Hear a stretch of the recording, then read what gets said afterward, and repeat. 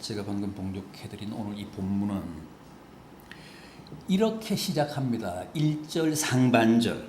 어떤 병자가 있으니. 3절 하반절도 보십시오. 주여 보시옵소서 사랑하시는 자가 병들었나이다.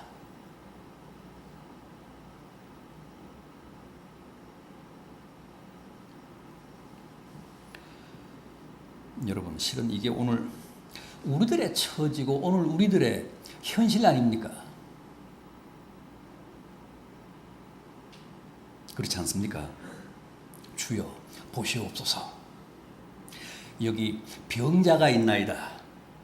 여기 내 남편, 내 아내가 병들었나이다. 내 자식이 병들었나이다. 내 자식이 실패했나이다.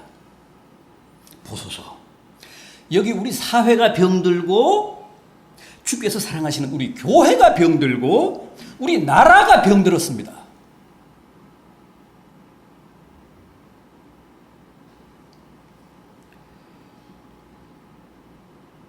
이게 바로 오늘 우리들의 적나라한 고백 아닙니까?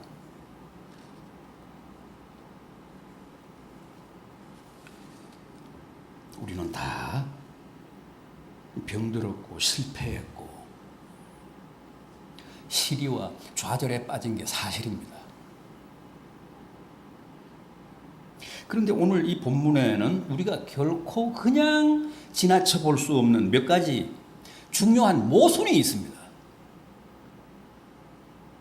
그리고 이 모순들이 실은 오늘 이 본문 말씀을 보다 바르게 이해할 수 있게 하는 중요한 열쇠의 역할을 합니다. 그게 뭡니까? 먼저 3절입니다.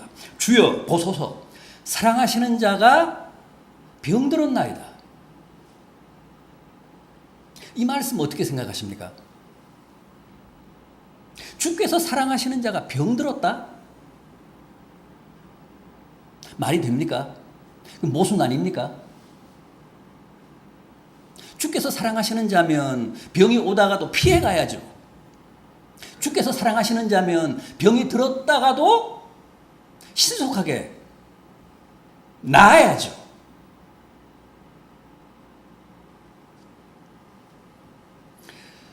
그래야 사랑하시는 자답지. 주님이 사랑하시는 자라는 사람이 몹쓸 병에 걸려 죽어가고 사업에 실패해서 폐인이 되고 연애에 실패해서 우울증에 걸리고 대학에 실패하고 취업에 실패해서 낙심천만해하고 그게 말이 됩니까? 그게 앞뒤가 맞습니까?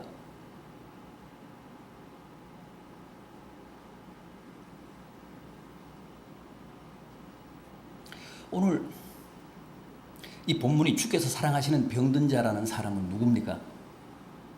누군데 주께서 사랑하시는 자라고 했고 주께서 사랑하시는 그 병든 자가 누굽니까? 주님의 친구 나사로 아닙니까? 성경이 주님의 친구라고 소개한 유일한 사람 나사로입니다.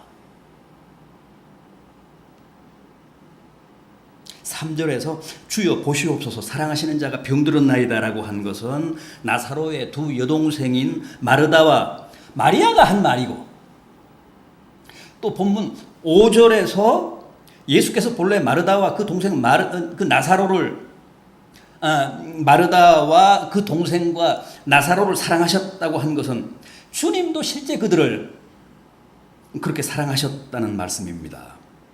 또 이 11장 36절을 보면 이에 유대인들이 말하되 보라 그를 얼마나 사랑하셨는가. 이 말은 주변 사람들이 증언한 말입니다. 이렇게 나사로와 그의 두 자매로 말하면 자타가 인정하는 주님이 지극히 사랑하시는 사람들이었습니다. 그런데 병들었다는 겁니다. 병들어서 죽어가고 있다는 거예요. 아니 결국은 그 병 때문에 죽습니다.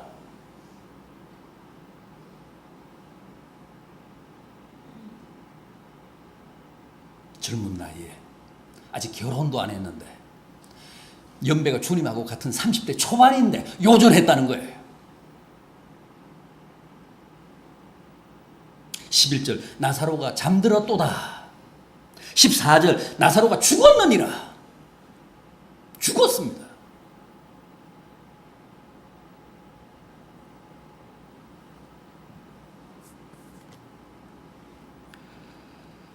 이게 뭡니까?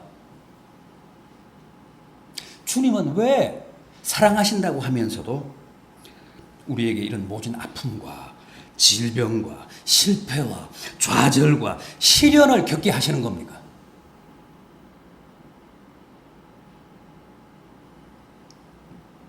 이 문제에 대한 주님의 답이 뭐죠? 본문 4절 이하입니다. 이 병은 하나님의 영광을 위한 것이다.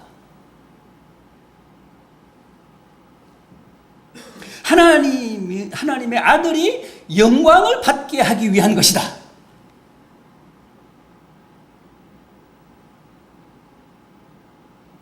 여러분, 하나님은 우리의 행복이나 무슨 성공이나 건강이나 승리를 통해서만 영광을 받으시는 게 아닙니다. 우리의 실패와 아픔과 고통과 질병과 죽음을 통해서도 당신의 뜻을 이루시고 당신의 영광을 누리기를 바라십니다.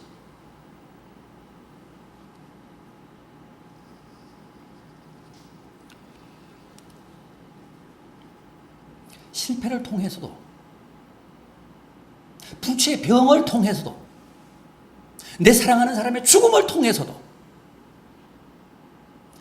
주님은 우리에게 소중한 메시지를 주시고자 원하십니다.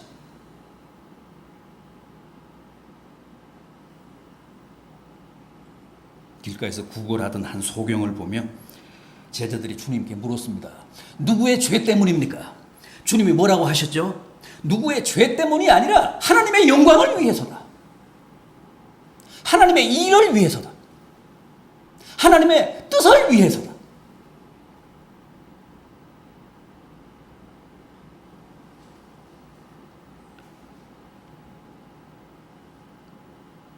여러분,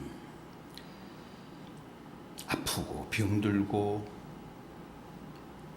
실패한 현실을 보다 긍정적으로 적극적으로 받아들이시면서 그 사건을 통해 기대하는 하나님의 뜻을 이루십시오. 그 아픔을 통해 그 불행을 통해 주님이 누리시고자 하시는 영광을 바치십시오.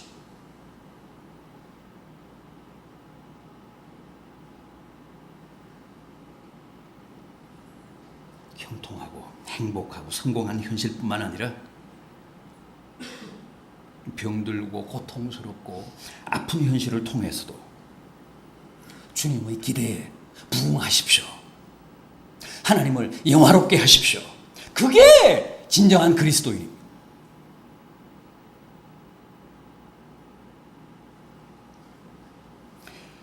그 사람이 정말 하나님이 사랑하시는 진정한 주님의 자녀입니다.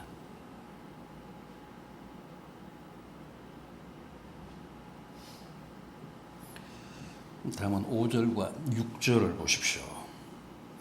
이 말씀도 앞뒤가 안 맞습니다. 이 말씀도 모순입니다. 오늘 본문 5절과 6절 말씀. 예수께서 본래 마르다와 그 동생과 나사로를 사랑하시더니 나사로가 병들었다 함을 들으시고 그 계시던 곳에 이틀을 더 유하셨다. 5절과 6절 말씀이 서로 모순되잖아요. 말이 되려면, 앞뒤가 맞으려면 어떻게 해야 합니까? 문장이 예수께서 나사로를 사랑하시더니 나사로가 병들었다 하는 소식을 듣고 지체하시지 않고 베다니로 달려오셨다. 그래야 말이 되잖아요. 그게 원래 맞는 문장이잖아요. 그런데 사랑하셨다고 하면서 그 계시던 곳에 이틀을 더 미적대셨다는 거예요. 더 유하셨다는 겁니다. 소식을 듣자마자 그냥 눈썹을 휘날리며 배단위로 달려가시지 않고 그 계시던 곳에 계셨다는 거예요.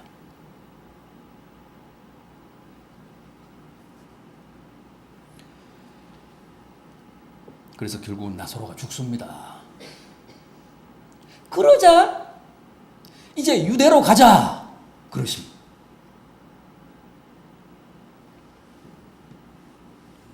사태가 더 악화되고 고의로 병든 자가 죽기까지 기다리셨다가 죽자 비로소 이제 내가 깨우러 가자.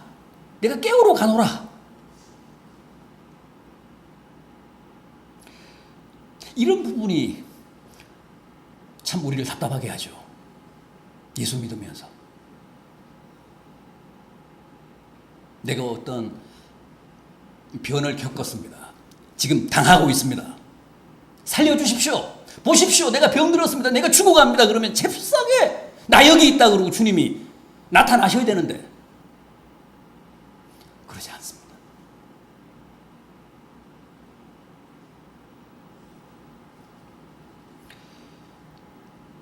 이런 부분이 참 힘듭니다. 늘 말씀드리지만 하나님의 타이밍과 우리의 그것은 다릅니다. 달라도 많이 다릅니다. 우리의 시간표와 하나님의 시간표는 너무 다릅니다. 그래서 이것 때문에 우리가 자주 좌절하고 시험에 들고 자주 신앙생활에 실패합니다.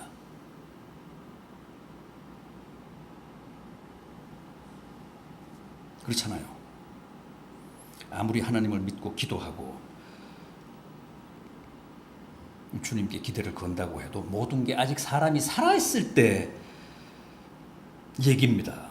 죽으면 그것으로 모든 게 끝나잖아요. 우리는 적어도 그렇게 생각하지 않습니까? 죽으면 끝이다. 어떻게든 아직 살아있을 때 주님이 오셔야 된다. 살아있을 때 주님이 오셔서 손을 쓰셔야 된다.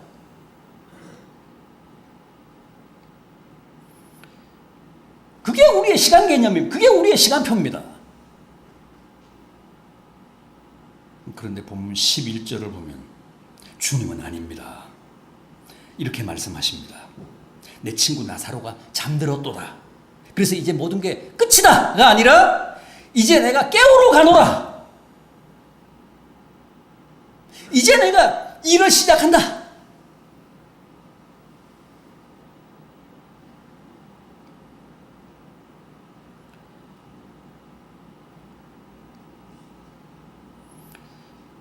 주님께는 아직 끝난 게 아닌데, 아직 죽음이 아닌데, 우리는 다 끝난 것이고 다 죽은 것이고 이제 손을 털고 슬퍼하고 절망하며 체념하는데 주님은 아니더라는 거예요. 주님은 그때 비로소 일을 시작하시더라는 겁니다.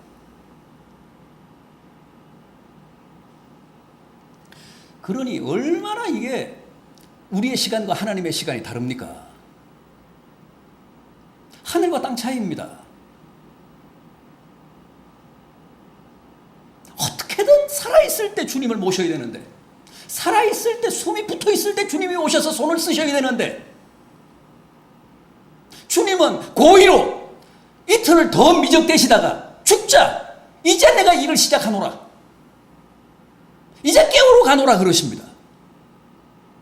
개념이 달라요.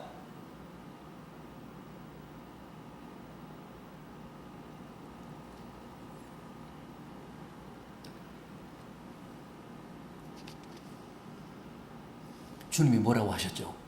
우리는 죽었다고 하는데 주님은 뭐라고 하셨습니까? 잠잔다 그러십니다. 그래서 내가 지금 깨우러 가노라 그러십니다.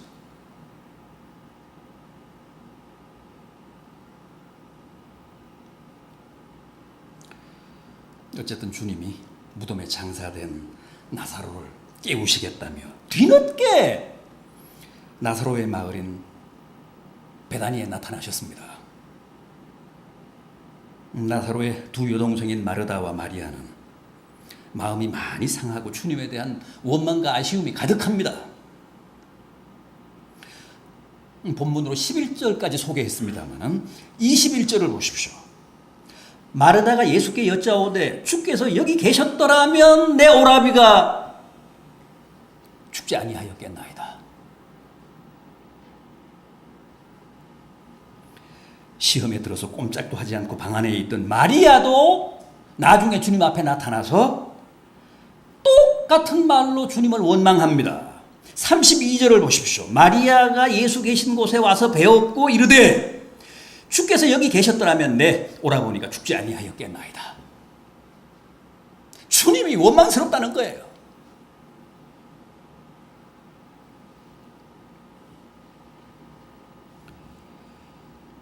이게 오늘 우리들이잖아요.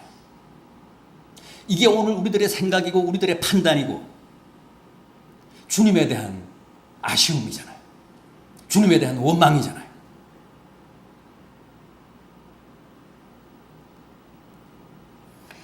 여러분, 중요한 것은 주님이 어디 계시든 우리를 다 보고 계신다는 거예요. 우리의 사정을 다 손금 보듯이 보고 계신다는 거예요. 다 알고 계신다는 거예요. 내 친구 나사로가 병들었다. 내 친구 나사로가 잠들었다. 요단강 건너편에 지금 계십니다. 베다니는 예루살렘 성곽 유대 땅이잖아요. 지금 주님은 요단강 건너 베레아라는 지방에 계십니다. 그런데도 실시간으로 나사로의 사정을 다 꿰고 계십니다.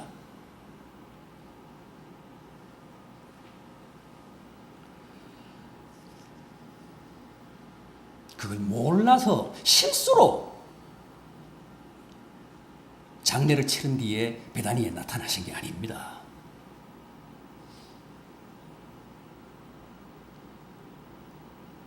오늘 우리들이나 당시 마르다와 마리아는 주님이 늦어도 한참 늦게 나타나셨다고 원망하지만 그렇지 않습니다. 주님은 언제나 정확하게 오셔야 할 때 오십니다.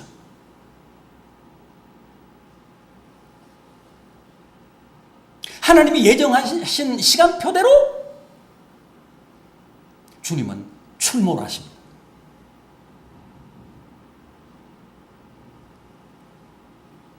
하나님의 영광을 극대화하시며 하나님의 뜻을 이루기 위한 최적의 시간에 출현하십니다. 늦었다고 생각하는 것은 우리의 시간입니다.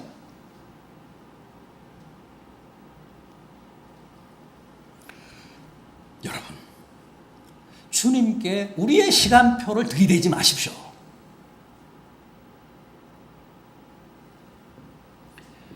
주님께 우리의 조급한 시간을 강요하지 마십시오. 우리 생각대로 우리 판단대로 짠 시간표를 하나님을 상대로 관철하려고 윽박지르지 마십시오. 협박하지 마십시오.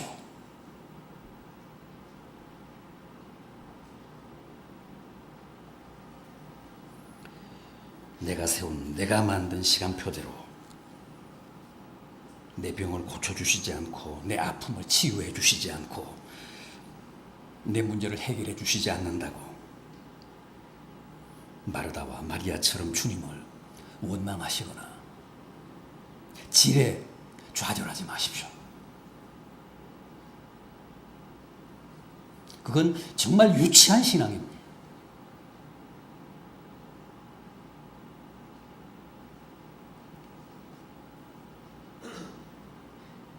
39절을 보시면 마르다가 뭐라고 하느냐 하면 주여 죽은 지 나흘이나 되어 벌써 시신이 썩고 있으면 냄새가 납니다. 무슨 얘기입니까? 이제 늦어도 너무 늦었습니다.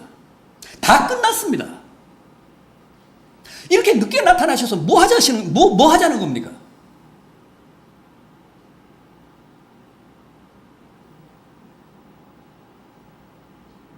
주님이 뭐라고 하셨습니까? 네가 믿으면 하나님의 영광을 보리라.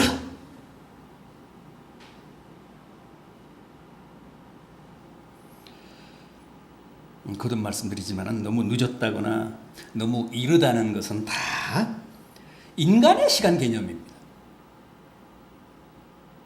부디 하나님의 시간을 기다리시고 하나님의 시간을 신뢰하시고 주님이 나타나시는 순간이 최적의 시간임을 확신하면서 끝까지 인내하는 성도들이 되시기를 간절히 바람하지 않습니다.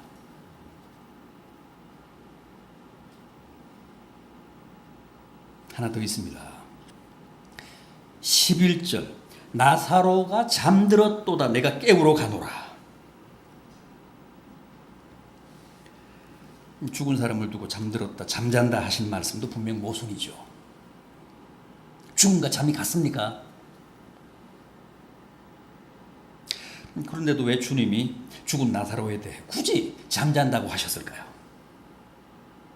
제자들이 헷갈려 하니까 14절을 보면 분명히 주님도 나사로가 죽었느니라 그러십니다.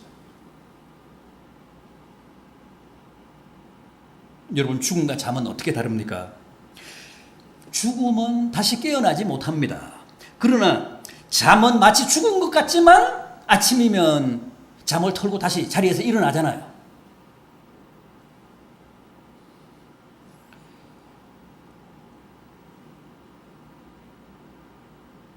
그렇다면 왜 나사로의 경우는 실제 죽음이었음에도 무덤에 장사를 해서 이미 시신이 썩는 냄새가 남에도 주님이 굳이 그를 잠잔다고 하셨을까요? 궁극적으로는 부활 때문입니다. 여러분 우리 믿는 사람들도 다 죽습니다. 다 무덤에 장사됩니다. 그러나 엄밀히 얘기하면 진실을 얘기하면 우리 믿는 자들의 죽음은 죽음이 아닙니다. 왜 그럴까요? 우리 믿는 자들의 죽음은 죽음이 아니라 잠입니다. 왜 그럴까요?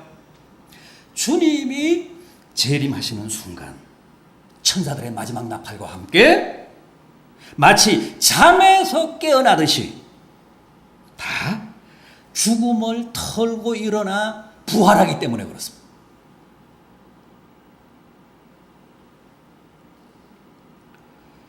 여러분, 우리 믿는 자들의 실패는 더 이상 실패가 아닙니다.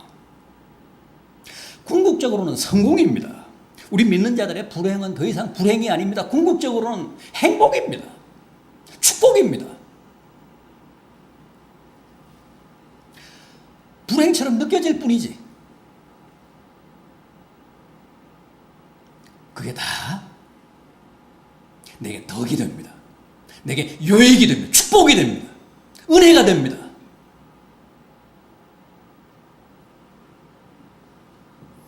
우리 믿는 자들의 아픔은 그게 더 이상 아픔이 아닙니다. 우리 믿는 자들의 고뇌는 그게 더 이상 고뇌가 아니고 고통이 아니고 평안이고 안녕입니다. 어째서 그럴까요? 어째서 그래 말도 안 되는 역설이 가능할까요? 주님이 부활이시기 때문에 그렇습니다. 주님이 생명이시기 때문에 그렇습니다.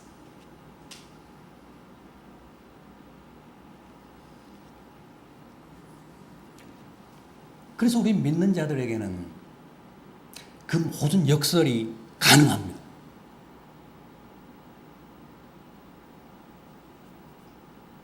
(25절) 이하를 보십시오.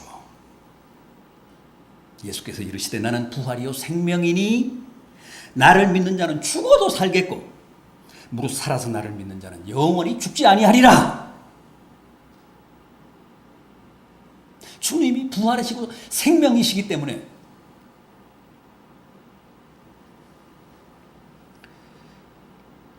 우리는 죽어도 그게 죽음이 아닙니다. 실패해도 그게 실패가 아닙니다. 불행해도 그게 불행이 아닙니다.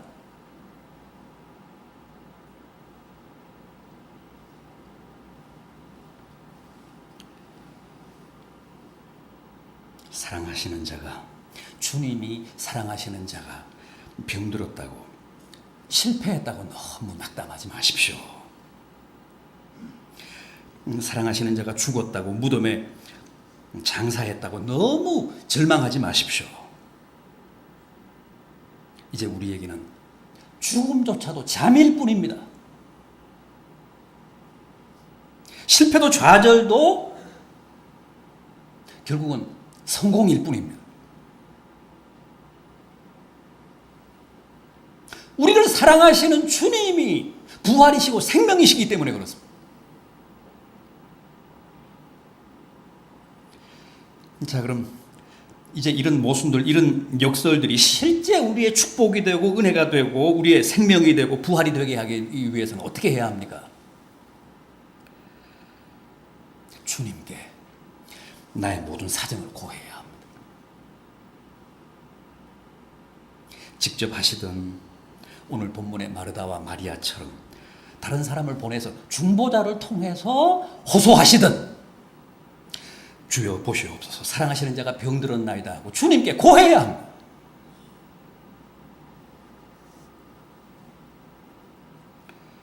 자신도 기도하면서 남에게 부탁을 해서 함께 기도하는 것도 그 영적인 시너지 효과가 대단합니다. 여러분들의 문제를 여러분들만 기도하시지 말고 주변 다른 이웃들께 부탁해서 함께 기도하십시오. 탄력이 붙습니다.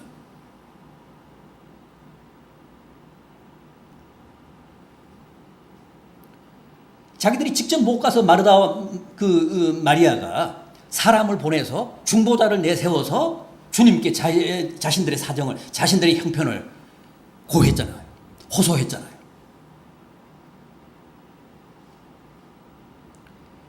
주님은 우리의 모든 사정을 다 알고 다 보고 다 듣고 계시지만 그럼에도 우리가 꼭 주여 보시옵소서 사랑하시는 자가 병들었나이다 하며 고하기를 바라십니다. 호소하기를 바라십니다. 탄원하기를 바라십니다. 기도하기를 바라십니다. 기도에는 나의 모든 게 다 담겨 있기 때문에 그렇습니다. 기도에는 내 신앙 고백, 주님에 대한 나의 사랑, 나의 간절함, 절실함, 주님에 대한 깊은 신뢰, 이게 다 기도에 녹아 있잖아요.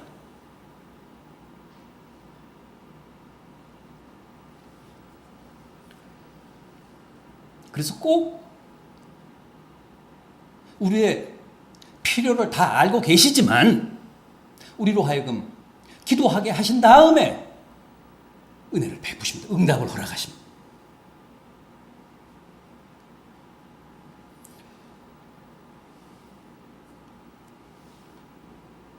바야흐로 기도의 계절입니다. 기도의 계절이 왔습니다.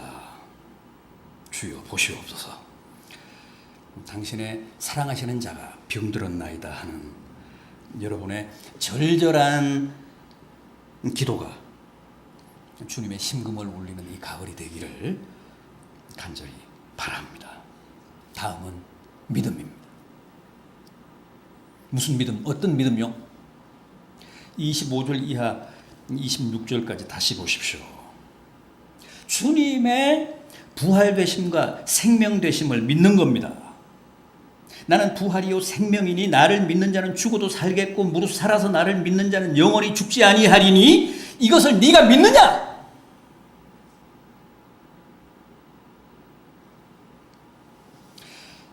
40절도 보십시오. 예수께서 이르시되 내 말이 네가 믿으면 하나님의 영광을 보리라 하지 아니하였느냐?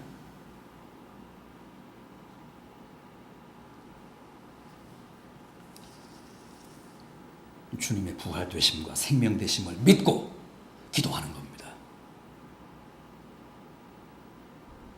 주님의 부활되심과 생명되심을 믿어 이기지 못할 죽음은 없고 극복하고 물리치지 못할 어두움의 세력은 없습니다.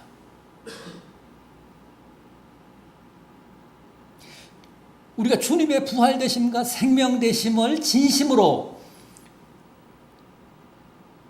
믿어서 극복하지 못할 비극은 없습니다. 슬픔은 없습니다. 실패는 없습니다.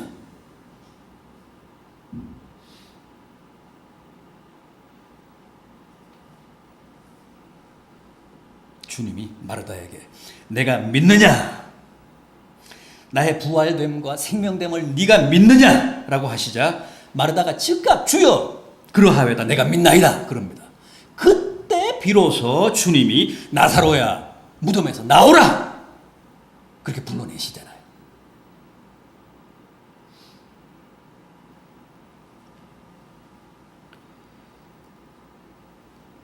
여러분, 나사로의 이 회생 사건은 주님의 부활되심과 생명되심을 믿는 자들에게는 주님의 놀라운 기적이 나타난다는 사실을 확인시키고 증명시키신 기적입니다. 사건입니다.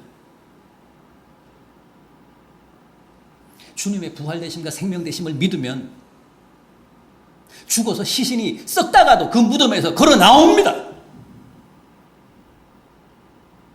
우리가 왜 그런 체험을 못할까요? 그런 믿음이 없습니다. 그걸 못 믿는 거예요.